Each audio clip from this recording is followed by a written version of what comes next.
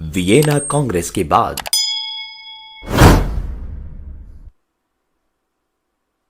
German संघ की स्थापना मुख्य रूप से प्रशा और ऑस्ट्रिया के तानाशाही राज्यों के एकीकरण के जरिए की गई। प्रशा का शाही परिवार होहेनजोलर्न और ऑस्ट्रियन शाही परिवार हैब्सबर्ग दोनों बहुत ताकतवर थे। आपके विचार से इनमें से कौन सी जर्मन शक्ति नए जर्मनी पर प्रभुत्व स्थापित करना चाहती थी? जर्मनी के राष्ट्रवादी नहीं चाहते थे कि प्रशा या ऑस्ट्रिया दोनों में से कोई भी जर्मनी पर प्रभुत्व स्थापित करे। राष्ट्रवादियों की आकांक्षा थी जर्मनी के विभिन्न भूभागों को जर्मन संघ के रूप में एकीकृत कर एक राष्ट्र राज्य की स्थापना, जिसका शासन एक निर्वाचित संसद द्वारा चलाया जाए। इस उद्देश्य के लिए अंतर्जातीय व्यापार बाधाओं को जर्मन कस्टम संघ ज़ोलवरीन की स्थापना के साथ दूर करने का प्रयास किया गया। इस तरह जर्मनी वाले अपने राज्यों के एकीकरण की ओर बढ़े।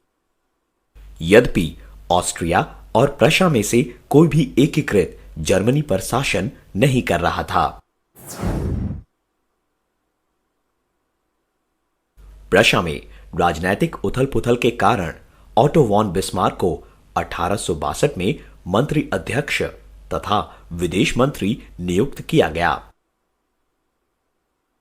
बिस्मार्क एक कठोर राजनीतिज्ञ और कूटनीतिज्ञ था, जो न भाषणों से न प्रस्तावों से केवल रक्त और लोहे से मुद्दों को सुलझाने में यकीन रखता था। इस प्रकार उसे आयरन चांसलर कहा जाने लगा। बिस्मार्क का मुख्य उद्देश्य था प्रशा को न कि ऑस्ट्रिया को जर्मनी की प्रभावी शक्ति के रूप में स्थापित करना। उसने प्रशा की सेना और नौकरशाही की मदद से जर्मनी के एकीकरण की योजना बनाई। इस तरह प्रशा ने राष्ट्रीय एकीकरण के कार्य का नेतृत्व किया। प्रशा ने 3 मुख्य युद्धों में भाग लिया: स्लेस्विग होल्स्टीन युद्ध, ऑस्ट्रो प्रशियाई युद्ध और फ्रैंक प्रशियाई युद्ध। जर्मन संघ ने स्लेस्विग होल्स्टीन पर हमला किया, जिसे डेनमार्क ने बलपूर्वक अपने अधीन कर रखा था। फिर 1864 में एक अन्य युद्ध के बाद स्लेस्विग प्रशा को मिला और होल्स्टीन ऑस्ट्रिया को। हालांकि इन प्रदेशों के लिए प्रशा और ऑस्ट्रिया आपस में लड़ते रहे। 1866 का ऑस्ट्रो प्रशियन युद्ध 7 सप्ताह तक जारी रहा। प्रशा की सेना ने ऑस्ट्रिया के कुछ भूभाग हथियाते हुए कमजोर ऑस्ट्रियन सेना को पराजित कर दिया। 1870 का फ्रैंक प्रशियाई युद्ध तब छिड़ा जब फ्रांस ने स्पेन की राजगद्दी को लेकर विवाद होने पर प्रशा के विरुद्ध युद्ध की घोषणा कर दी। इस युद्ध में प्रशा विजेता बनकर उभरा और नेपोलियन III को फ्रांस से खदेड़ दिया गया। क्या आपको पता है कि कुछ इतिहासकारों का मानना है कि ऑटो वॉन बिस्मार्क ने जानबूझकर फ्रैंक प्रशियाई युद्ध को भड़काया था? 1871 में युद्धों में प्रशा की जीतों के कारण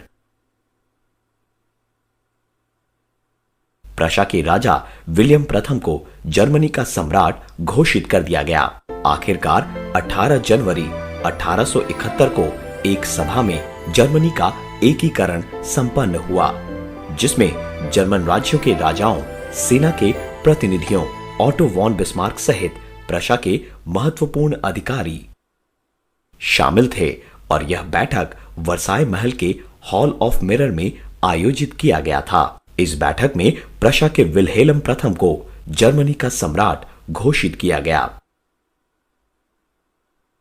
एक नए जर्मन साम्राज्य का उदय हुआ। क्या आप जानते हैं, प्रबल प्रशियाई प्रभाव के कारण नया जर्मन राज्य बहुत ही प्रगतिशील था और यह जर्मनी में मुद्रा, बैंकिंग, विधायी एवं न्यायिक प्रणाली को आधुनिक बना रहा था। आपको क्या लगता है वो क्या है जो एक इतालवी बुद्धिजीवी, एक क्रांतिकारी, एक प्रधानमंत्री एवं एक राजा में सम्मिलित रूप से हो सकता था। इटली के एकीकरण में इन लोगों ने महत्वपूर्ण भूमिका अदा की थी। इटली को जैसा आज हम जानते हैं वैसा 19वीं शताब्दी में नहीं था। 1849 में इटली कई भागों में विभाजित हुआ।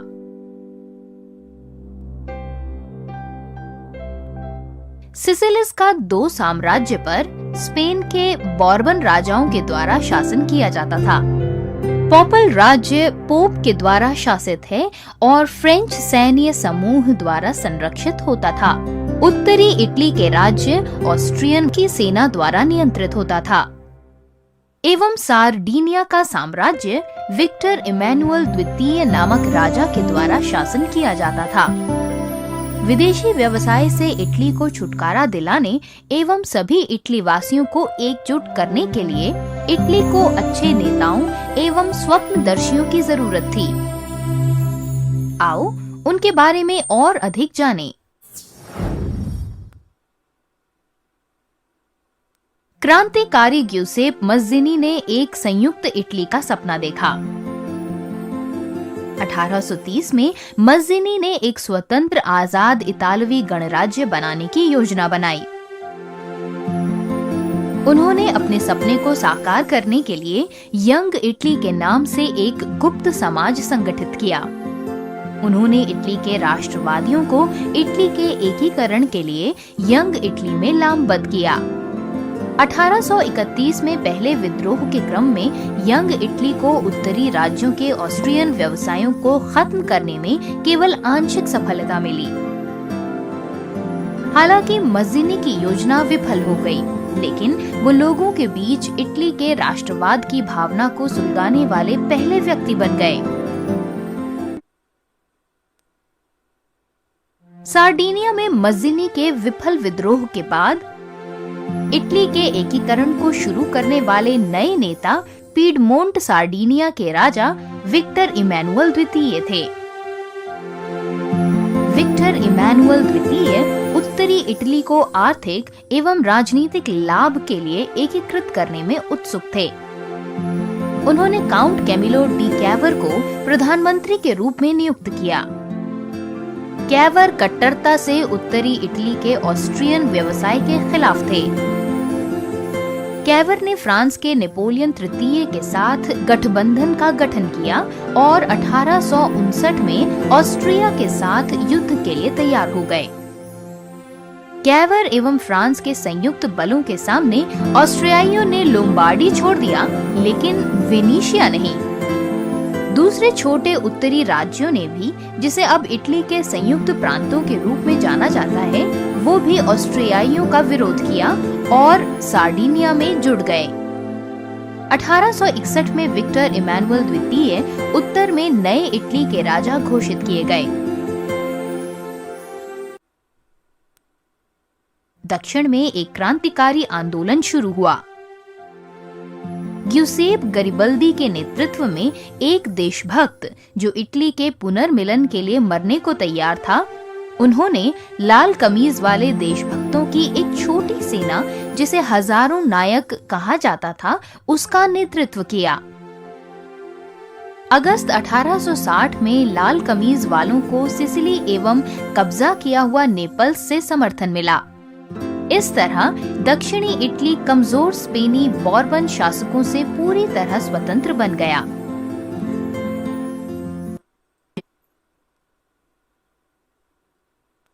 अब जो भी बचा हुआ था वो था दक्षिणी एवं उत्तरी इटली का एकजुट होना। इटली में शांति के नाम पर गैरिबाल्डी विक्टर इमैनुअल द्वितीय को इटली के राजा के रूप में स्वीकार कर लिया गया। अब केवल वेनिशिया ऑस्ट्रियाइयों के शासन में था एवं पोप राज्य, जो पोप के द्वारा शासित था, फ्रांसीसी सैनिकों के द्वारा संरक्षित था, वही इटली के साथ संयुक्त होने में बचा हुआ था। 1866 में इटली को ऑस्ट्रिया के साथ युद्ध में प्रशिया का समर्थन करने के लिए वेनेशिया से सम्मानित किया। उसके बाद 1870 में फ्रांसीसी सैनिक को रोमडियू से हटाकर फ्रैंको प्रशिया युद्ध में लगा दिया गया। इटली के सैनिकों ने रोम पर आक्रमण कर दिया एवं 1871 में इसे इटली की राजधानी घोषित कर दिया। अब इटली का एकीकरण पूरा हो गया था।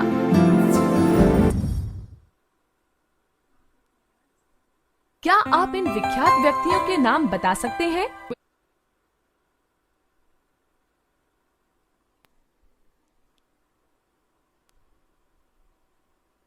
उल्लेखित विभिन्न जातियों के व्यक्तित्वों पर ध्यान दें। आयरिश, अंग्रेजी,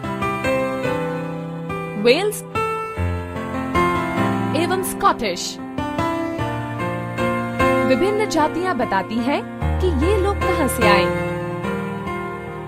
आयरलैंड, इंग्लैंड, वेल्स एवं स्कॉटलैंड। हालांकि वे विभिन्न क्षेत्रों से संबंधित हैं, ये सभी क्षेत्र एक राष्ट्र के अंतर्गत आते हैं, जिसे हम आज यूनाइटेड किंगडम के नाम से जानते हैं। ग्रेट ब्रिटेन के नाम से भी जाना जाता है। क्या आप जानते थे कि यूनाइटेड किंगडम का निर्माण इंग्लैंड के अन्य क्षेत्रों पर प्रभाव का परिणाम था? अगले खंड में हम देखेंगे ये कैसे हुआ।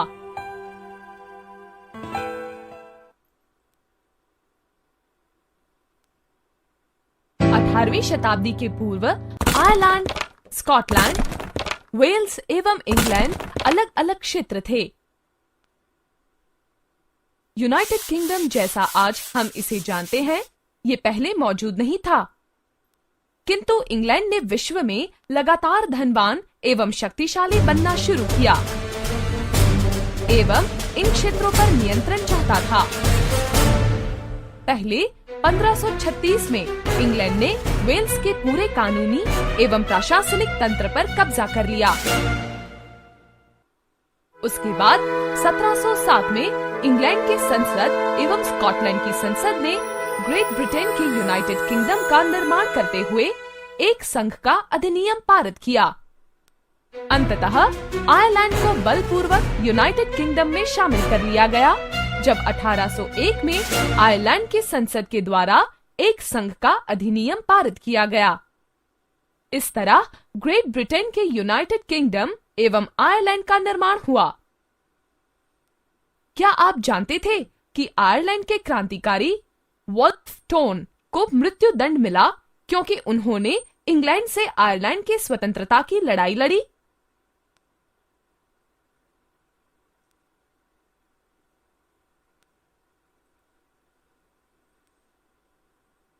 उन्नीसवीं शताब्दी तक इंग्लैंड ने यूनाइटेड किंगडम में शामिल क्षेत्रों पर अपना प्रभाव डालना शुरू किया।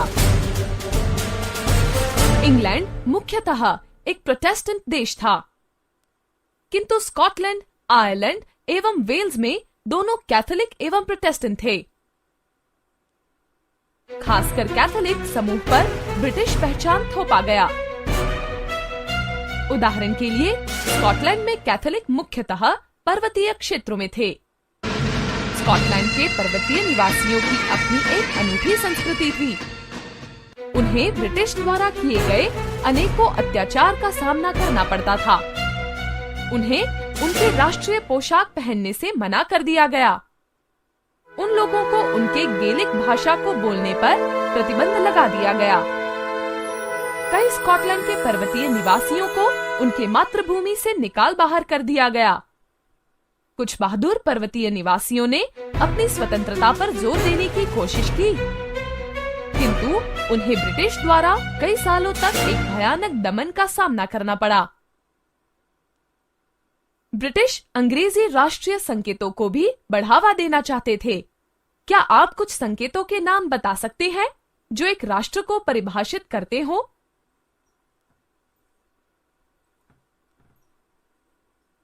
पूरे यूनाइटेड किंगडम में जब ब्रिटिश द्वारा विभिन्न जातियों पर अत्याचार किया जा रहा था,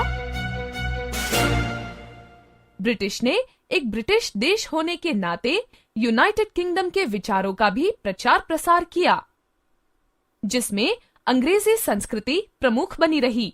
अंग्रेजी भाषा सक्रिय रूप से बढ़ाई गई। वेल्स, स्कॉटलैंड, उत्तरी आयरलैंड एवं इंग्लैंड के पास अलग अलग राष्ट्रीय ध्वज थे जो धीरे धीरे खत्म हो गए। जैसे ही प्रत्येक देश ब्रिटेन में शामिल हुआ, ध्वजों को विलय कर दिया गया।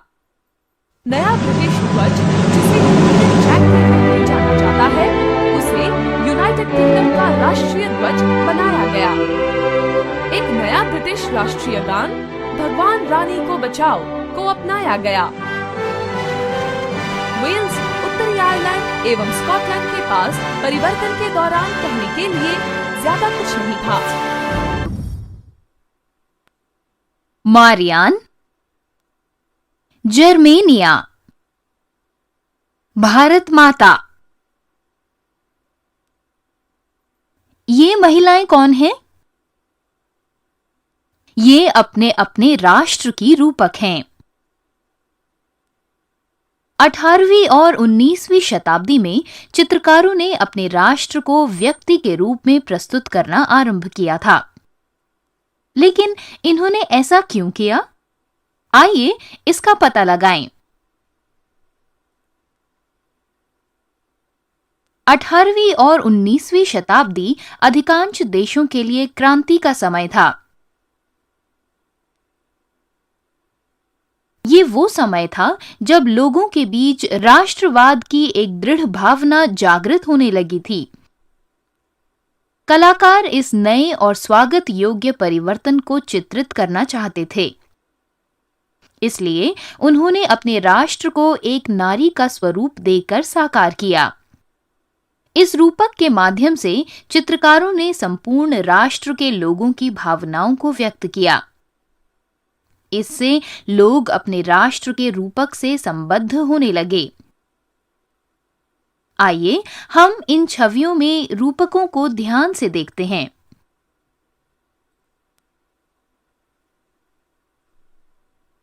(1792) में फ्रांस में राजतंत्र के पतन के बाद चित्रकारों ने अपने नए गणतंत्र को जनता के राष्ट्र के रूप में प्रस्तुत करने के लिए उसे मारियान नाम की एक नारी के रूप में प्रस्तुत किया, जो एक आम फ्रांसीसी नाम है। मारियान के अभिलक्षण फ्रांसीसी गणतंत्र और स्वतंत्रता को दर्शाते हैं। तिरंगा गणतंत्र को व्यक्त करता है और मुक्त हुए गुलामों द्वारा पहना जाने वाला लाल फ्रिजियन टोपी स्वतंत्रता का प्रतीक है। फ्रांस के विभिन्न सार्वजनिक चौराहों पर मारियान की प्रतिमा एकता के प्रतीक के रूप में खड़ी है।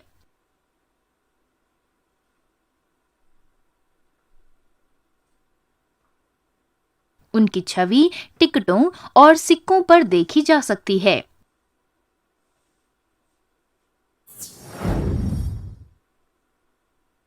यूरोपियन क्रांति के दौरान 1848 में जर्मन राष्ट्र को जर्मेनिया के रूप में प्रस्तुत किया गया। उनके स्वरूप का प्रत्येक विवरण उनके राष्ट्र के लोगों के स्वभाव को अभिव्यक्त करता है। टूटी हुई बेड़ियां आजादी की सूचक हैं। उनके कवच पर लगा बाज जर्मन साम्राज्य की शक्ति का प्रतीक है, जबकि बलूत के पत्ते का मुकुट उनकी वीरता की कहानी कहता है। तलवार उनकी मुकाबले की तैयारी को दर्शाता है, जबकि उससे लिपटी जैतून की डाली शांति की चाह को इंगित करती है। और अंत में उगते सूर्य की किरणें नए युग की शुरुआत को दर्शाती है।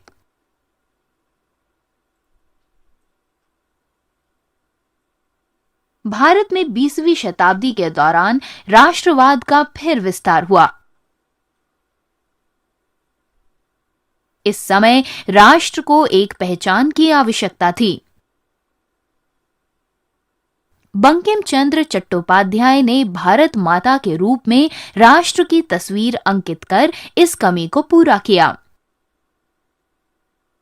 स्वदेशी आंदोलन से प्रेरित होकर रविंद्रनाथ टैगोर के भतीजे अवनींद्रनाथ टैगोर ने उनके भारत माता के स्वरूप को बदल दिया। इस चित्र के अनुसार भारत माता की व्याख्या के लिए आप किन शब्दों का प्रयोग करेंगे? इसमें भारत माता का चित्रण एक सन्यासिनी के रूप में किया गया है। शांत, गंभीर, दिव्य और आध्यात्मिक। आगे चलकर कई चित्रकारों ने भारत माता को विभिन्न रूपों में चित्रित किया है।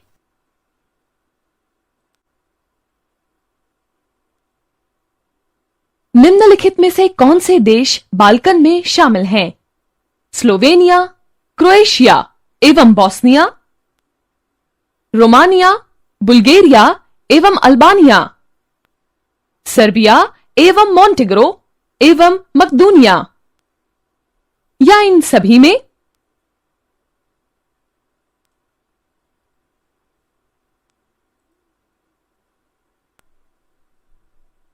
बाल्कन दक्षिण पूर्वी यूरोप में कुछ देशों का समूह है। इन देशों में विभिन्न जातीय समूहों के लोगों का लंबा इतिहास है। विभिन्न जातीय समूहों के बीच क्षेत्रों, जिसे वे लोग अपना घर कहते हैं, को लेकर एक मतभेद है। इस तरह बाल्कन के इतिहास में विभिन्न जातीय समूहों के युद्धों, विद्रोहों एवं मतभेदों का प्रभुत्व रहा है। क्या बाल्कन में लोगों के बीच कभी एकता थी? अगले खंड में उत्तर है। 1371 में तुर्कियों ने आक्रमण किया एवं बाल्कन को जीत लिया। एक शताब्दी बाद बीते 1480 के दशक में बाल्कन पर तुर्कियों का लगभग पूर्ण नियंत्रण था। बाल्कन में विभिन्न जातीय समूह अब एक ऑटोमैन साम्राज्य नाम एक तुर्की साम्राज्य के छाते के नीचे थे। साम्राज्य में मजबूत तुर्की प्रभाव था। कई ईसाइयों ने सर्बिया, बोस्निया, अल्बानिया इत्यादि में इस्लाम में परिवर्तित होना शुरू कर दिया। ऑटोमन शासन जातीय विभाजन को नहीं पहचानता था। वे मिलेट प्रणाली को पालन करते थे। इस प्रणाली में लोग अपने जातीय समूहों में विभक्त होने के बजाय मिलेट या अपने धार्मिक समूहों में एकजुट थे। प्रत्येक मिलेट ऑटोमन साम्राज्य को रिपोर्ट करता था। क्या आप जानते हैं कि बाल्कन शब्द एक तुर्की शब्द से आया, जिसका मतलब होता है पहाड़ों की श्रृंखला। बाल्कन का राज्य एक पहाड़ी क्षेत्र है।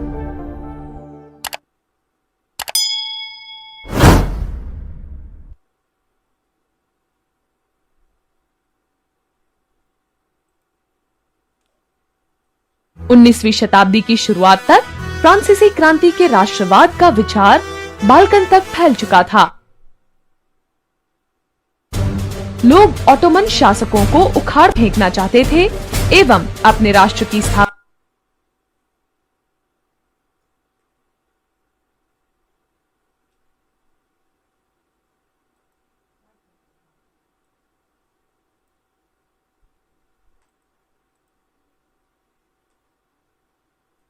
करना चाहते थे। सर्बिया विद्रोह करने वाला पहला बाल्कन राज्य था। 1804 में तुर्की सुल्तान के खिलाफ एक विफल विद्रोह के बाद सर्बों ने योजना बनाई एवं 1815 में विद्रोह का संचालन किया। इसका परिणाम हुआ कि तुर्की सुल्तान ने सर्बों को एक रियासत के रूप में अधिक स्वतंत्रता दे दी। सर्बिया के बाद दूसरे बाल्कन राज्यों में विद्रोह होने लगा, जैसे रोमानिया, बुल्गारिया एवं अल्बानिया। बाल्कन में राष्ट्रवाद को संबोधित करने के लिए बर्लिन का महासम्मेलन 1878 में हुआ, जहां एक संधि पर हस्ताक्षर हुए, जिसमें रोमानिया, सर्बिया, बुल्गारिया एवं मोंटेग्रो को स्वतंत्र राज्यों के रूप में पहचान मिली। क्या बर्लिन की संधि ने बाल्कन में जातीय समूहों को संतुष्ट किया होगा?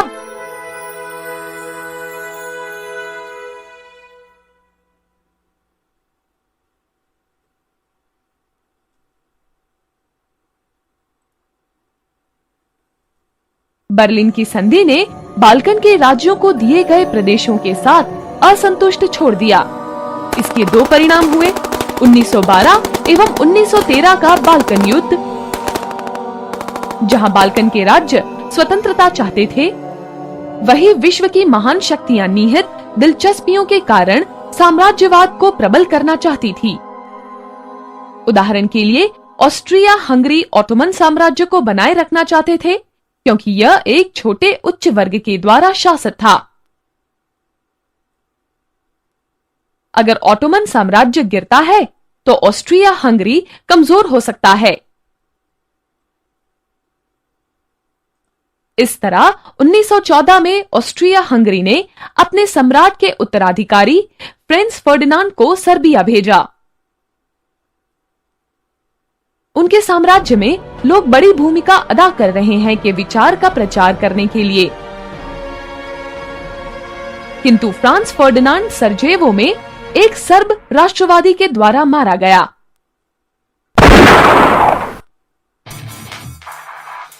इससे घटनाओं की श्रेणी की शुरुआत हुई, जिसके कारण प्रथम विश्व युद्ध हुआ। इस तरह बाल्कन पृथकतावाद एवं हिंसा का क्षेत्र बना रहा।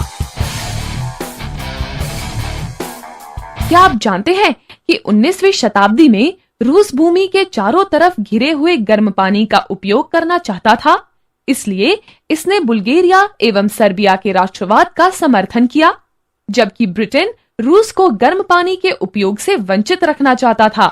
इसलिए इसने तुर्की साम्राज्य के शाही शासन का समर्थन किया